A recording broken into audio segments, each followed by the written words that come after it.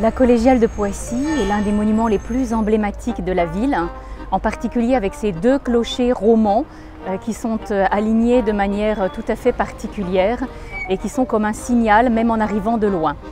Elle mérite donc que nous nous y attardions, et tout d'abord sur les extérieurs, avec en particulier le clocher occidental, celui qui est couvert en pierre, qui est le plus ancien puisqu'il date de l'église précédente et donc du XIe siècle. Il était à cette époque rattaché au château qui s'étendait sur la place de l'église. L'église a été transformée, modifiée à plusieurs reprises au fil du temps. En particulier, lorsque le château royal a disparu, au XVe siècle, les rois de France ont fait construire le portail royal qui est magnifiquement décoré dans le style gothique flamboyant. Et l'essentiel des modifications qui ont été faites par la suite l'ont été par l'architecte Viollet-le-Duc, qui est intervenu à Carcassonne, à Pierrefonds, à Notre-Dame de Paris, mais aussi ici, à Notre-Dame de Poissy.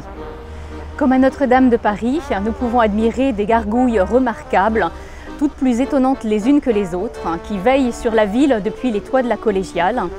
Collégiale qui a traversé avec succès de nombreux siècles, même si elle a subi de nombreuses déprédations, et sur laquelle nous continuons à veiller avec soin et avec affection.